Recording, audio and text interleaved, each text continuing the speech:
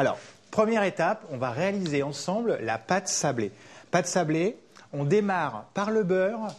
Là, je vais le faire au batteur. Et on incorpore tous les éléments en terminant par la farine. Alors, le beurre. Donc, un beurre, on va dire un beurre mou.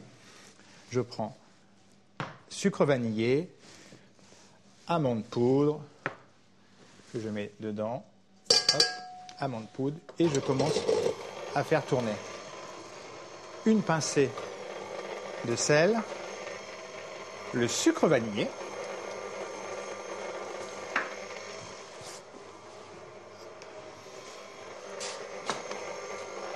On y ajoute le jaune d'œuf, le sucre glace. Alors surtout, à la maison, quand vous faites des pâtes, faites une quantité importante et après vous pourrez séparer votre pâte et conserver au congélateur sans aucun problème cette préparation. Et il reste la farine et un petit peu d'eau. Donc là, hop, donc farine. Voilà, je vais descendre mon petit morceau de beurre. Tac.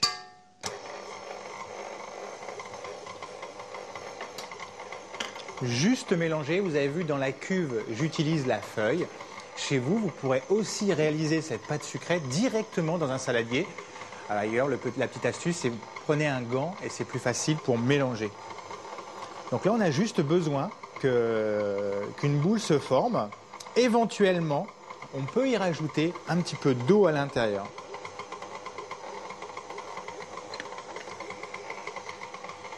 Voilà. Vous mélangez ça délicatement. On prépare un papier alimentaire.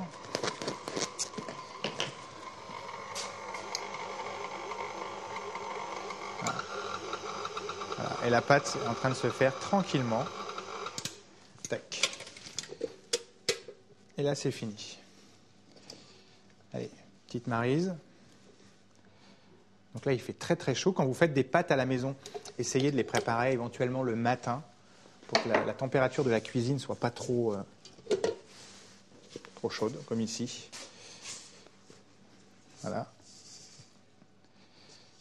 Tac. Ici. Et on a besoin de conserver cette pâte ou au réfrigérateur ou éventuellement un petit peu, hop, ça je vais le remettre en dessous, tac, au congélateur pour pouvoir la travailler. Donc ça, je mets ça au réfrigérateur. Donc vous l'avez compris, je me suis avancé. J'en ai déjà une qui est moi au congélateur parce que je me méfie des caméras et des lumières. Il fait très chaud sur mon plateau. Voilà, je sors la petite pâte. Voilà. Tac. Un petit peu de farine. Et là, on va faire les ronds de pâte sucrée pour faire notre base de notre sablé. Donc, un petit peu de farine sur le plan de travail. Éventuellement, on peut couper en deux. Et là, on a juste besoin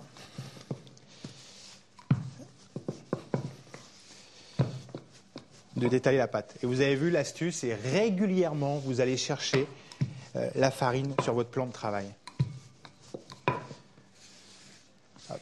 Surtout, ne jamais étaler et laisser la pâte au même endroit, ce que l'on aurait tendance à faire. Hop. Et ça va tout seul. Ma pâte est bien froide. Et là, on a une épaisseur, on va dire 2 mm environ. Pas trop fin, car ça va être la base de notre tarte. Allez, je vais juste vous en montrer un, si vous aurez compris. Là, l'idée, c'est de détailler un petit rond du sablé. Tac. De mettre le rond sur la plaque. Éventuellement, on pourrait le piquer et le dorer, mais ce n'est pas spécialement utile.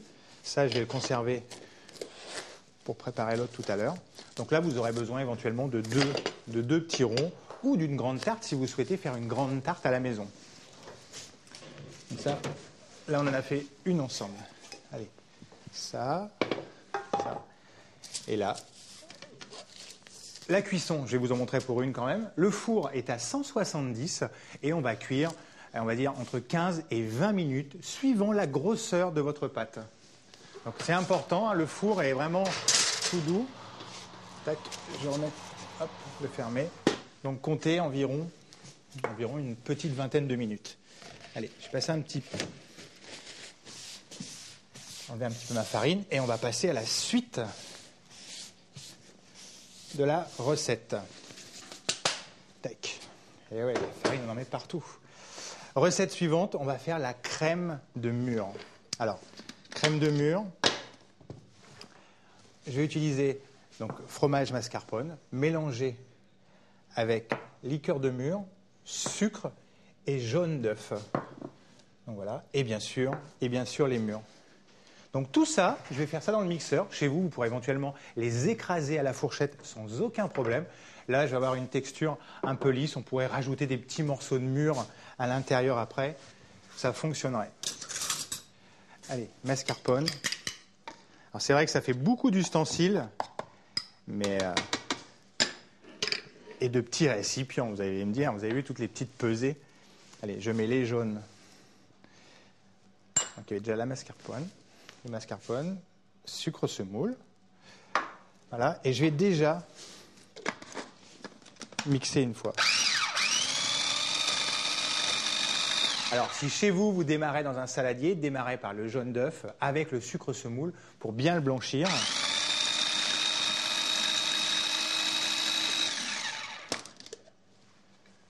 Voilà.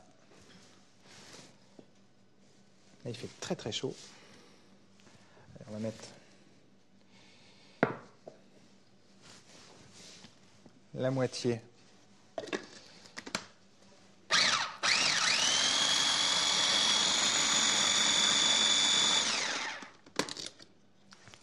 des mûres et il restera à ajouter un petit peu de liqueur de mûre. On va mettre un tout petit peu. J'en mettrai un petit peu tout à l'heure éventuellement. Tac. Ça, chez vous, c'est vraiment un petit clin d'œil. Vous n'êtes pas obligé, si vous n'en avez pas dans votre bar, d'utiliser cette préparation. Voilà, la crème de mûre est faite. Maintenant, on va monter notre petite tarte. Mais avant, on a une autre préparation à faire. On doit faire la meringue pour meringuer ces tartes. Donc là, la meringue, blanc d'œuf, sucre semoule, un petit batteur. Éventuellement, on pourrait mettre une petite pincée de sel. Je démarre position 2 sur les 4 vitesses de mon petit batteur. Et tout petit peu de sucre au début. Et à la fin, je mettrai la totalité du sucre semoule. Alors là, on va faire une meringue un peu rapide. C'est pas du tout une meringue italienne que vous pouvez avoir sur les tartes citron. Là, on fait un sucre cuit. Là, on utilise juste les blancs, le sucre. J'ai voulu quand même simplifier un petit peu. Ce qu'il faut, c'est que les blancs soient bien montés. Ça, c'est la méthode traditionnelle. Le saladier est bien essuyé. Surtout, en aucun cas, le saladier ne doit sortir ou du lave-vaisselle ou être passé sous l'eau chaude. Et après, vous avez les blancs qui montent correctement.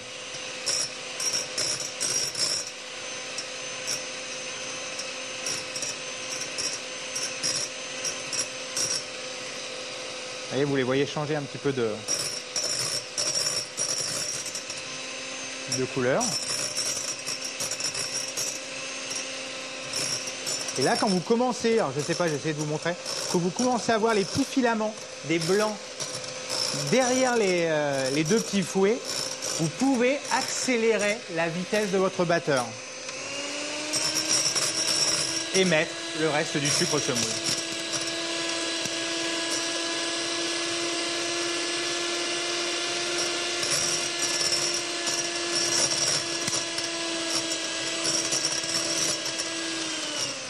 Voilà. Tac. Ça en fait des machines. Hein. Allez, ça, on va le mettre là. Et maintenant, on va dresser nos petites tartes. Alors, je me suis avancé, bien sûr. Les sablés sont pré-cuits. Donc, j'ai pré-cuit les sablés. Rappelez-vous, on a mis une plaque tout à l'heure, un petit sablé. Là, j'en ai pré-cuit 2. Donc, une vingtaine de minutes. Là, l'idée, c'est qu'au milieu, je mette un tout petit peu de crème de mûre que je prends directement dans mon petit récipient. Tac. Voilà, après, plus ou moins épais, suivant ce que vous souhaitez. Les fraises des bois. Tac. Alors, fraises des bois, vous les posez comme vous le souhaitez. Là, je vais les poser autour de la crème de mûre. Vous avez vu, c'est assez long. Hein. Quand on fait une tarte fraise des bois, c'est vraiment très très bon. Tac.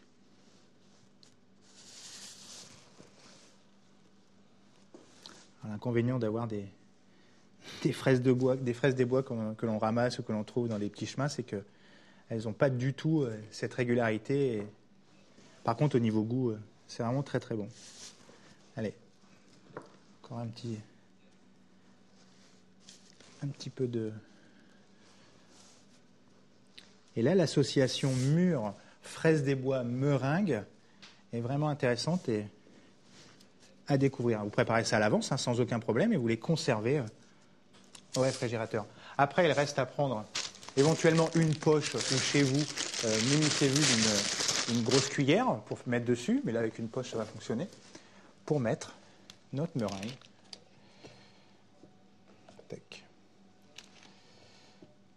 Et j'ai fait beaucoup de recettes là d'un seul coup. Hein. Tac. Et là, je vais faire des petites boules de meringue sur notre tarte.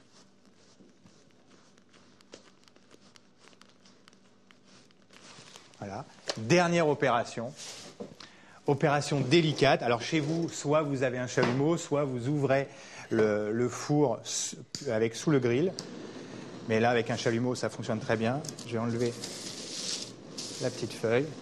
Et là, vous passez légèrement les pointes de votre tartelette